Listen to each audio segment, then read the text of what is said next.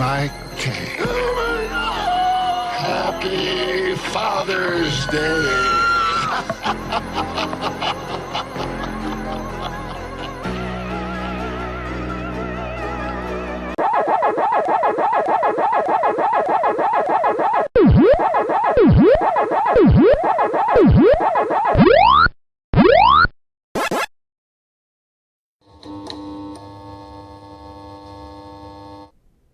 It's Father's Day. You know what that means? Don't be a mother and celebrate Dad's Day for any of those father figures in your life. Now, my father has passed, and I'd like to think that he wouldn't come back from the grave and twist a head off to make a cake, but then again, I think he would be the kind of guy who would do that just for funsies. Welcome to PopCon. Salute to all pop culture, but mostly the 80s. I'm your host, Victor. So glad you're back with us today, especially on this Father's Day weekend. Now, my father was not a pop culture icon, and he didn't keep up with that sort of thing. But he was an icon to me.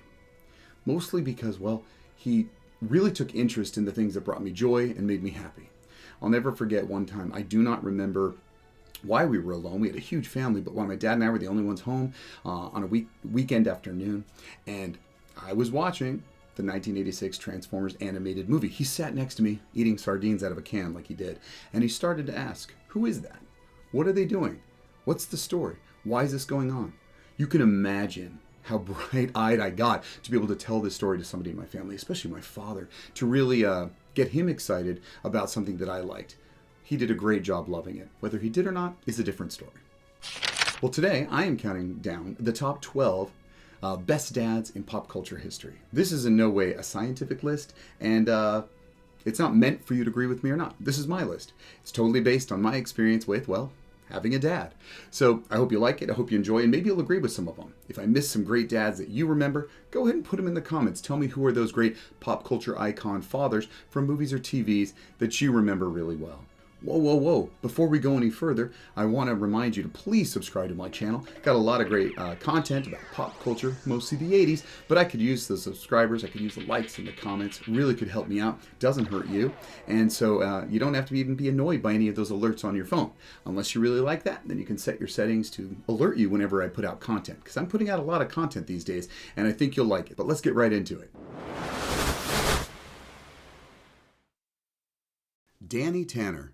A single father of three, Danny is confident that he's the cool dad. But Danny demonstrates a more controlling and meddlesome personality at times. His coolness never stops with his clipboard of fun lists and obsessive cleaning. It'll take his two brothers moving in to help run the household and soften the more domineering authority figure Danny begins fatherhood with.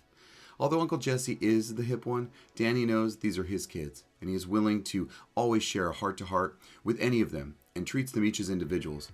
I applaud him for grounding his children as necessary, but also being open to freely discuss and admit when he has wronged his daughters.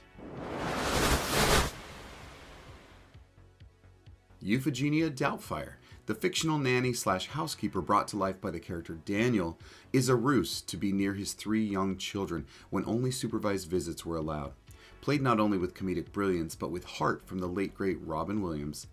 The disguise may have been unorthodox, but fathering his children from a new perspective afforded him the pleasure of learning who they were and what he missed while his marriage fell apart. As he battled a possible new romantic interest for the wife he still loved, the ensuing Scooby-Doo-like hijinks helped Daniel grow as a father and understand his children to be a better man without the wig and latex. Although the reveal is as heartbreaking as you would expect, the emotional roller coaster the family experienced together was enough for a handful of second chances, which mend this broken family. The decision to make this clownfish more neurotic than, well, a clown was brilliant for Pixar. The depth it brought a newly widowed father with a single son to raise was familiar and realistic.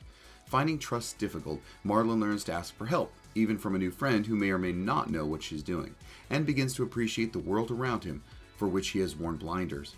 While frantically looking for his son, this journey wasn't about becoming a father. Marlon had that down.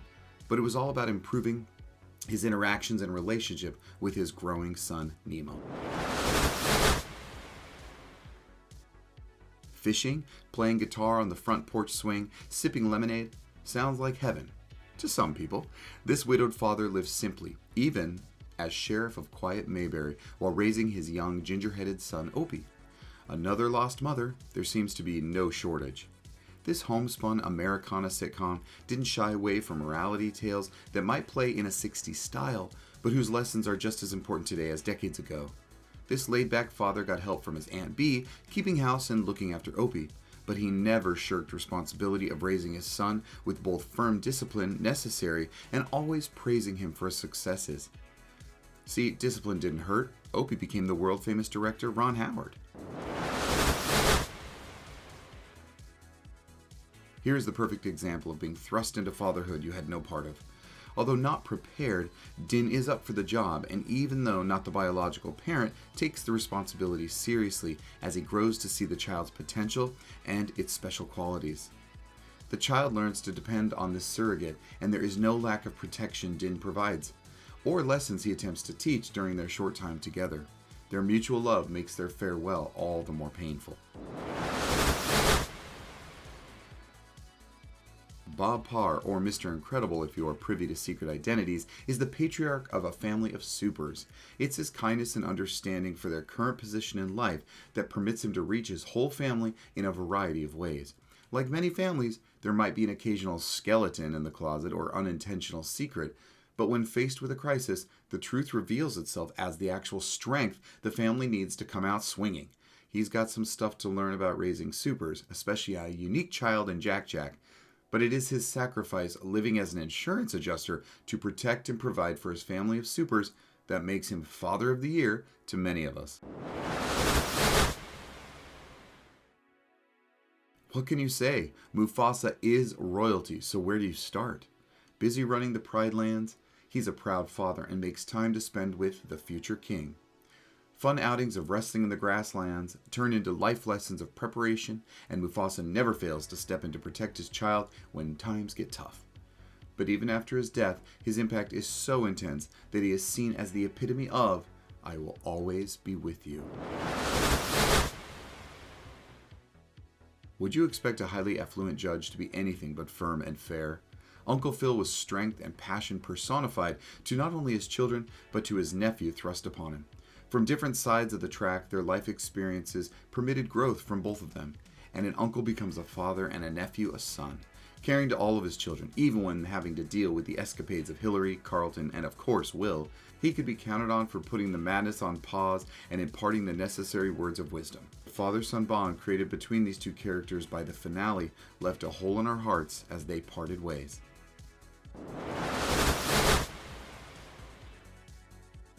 He's Marty McFly's first dad and nothing like mine. Stephen Keaton lived an authentic hippie life with his wife, and now is raising his 3 kids, with the eldest being a very conservative Alex played by Michael J. Fox. The differences they have, which play out very differently than they would have today when regarding polar political opposites, is that they're simply irritants, not reasons to disown one another. And although father-son talks were the norm between the characters, there was some level of understanding that those politics were not the whole of the character, as they are not the whole of any of us. These famous fictional characters left us believing that we could get along and agree to be different. Alfred Pennyworth is an adopted father. He was close to Bruce's parents, and when they died tragically in the alley behind the theater, he became the destroyed young man's ward, all while keeping the bat suit pressed. From a child to young adult, Bruce Wayne came to look at his domestic as the father he would never have, and Alfred's relationship with Bruce's father sealed the new bond between them as father and son, not just caregiver. No matter who plays the brilliant butler, who not only offers sage but worries for Bruce's activities, the multifaceted white glover with an exciting and often overlooked mysterious past is always the constant in Bruce's life. They've had their growing pains, but the relationship will never break down and has actually improved over the years with changing and mature storytelling for The Dark Knight. Classic literature is pop culture. You would be hard-pressed to find someone unfamiliar with the widowed father of Gem and Scout, Atticus Finch. Another absent mother. I guess Disney doesn't hold the monopoly on that story trope. Atticus, with his mild-mannered ways and soft-spoken personality, is often looked at as weak or lesser, even by his kids. In a rural small town, the gentle Atticus defends a wrongfully accused man to the hatred of his community, whereas he must defend himself, but to the final adoration of the black citizens, whereas his children watch in awe. and he wins their hearts in a way they couldn't fully understand until they looked back from adulthood.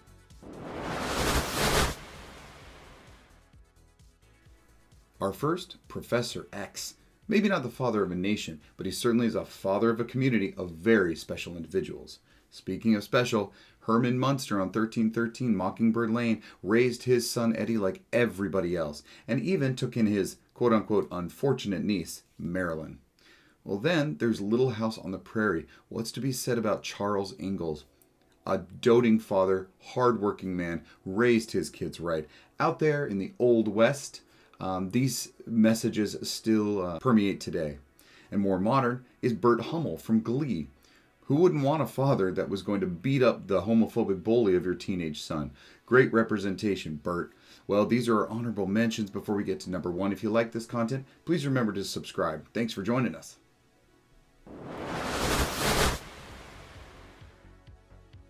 Why Clark Griswold is number 1 instead of the noble Atticus may simply be a matter of time period, but most likely one of relatability. He was completely off the rails, but he was what every man wanted to be, the perfect dad who left perfect memories for his family to cherish, because that is what he remembers. Now, my parents did exactly the same thing. They just didn't fail miserably at it time and time again. They made me believe in the dream of an ideal holiday or vacation. Clark tries his best, and through all the madness and the relatives, his wife and kids stick with him, believe in him. After all his naive but well-meaning antics, he reaps the rewards consisting of satisfaction of a job well done, even if it has left a trail of burning garbage behind it.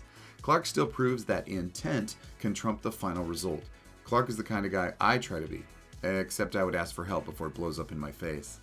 Well, there you have it. That's my list, my top 12 fathers of pop culture. Let me know in the comments who other fathers you really appreciated from your pop culture growing up on TV or in movies. Hope you enjoyed this, and I really hope you have a great weekend celebrating your father. Happy Father's Day from PopCon.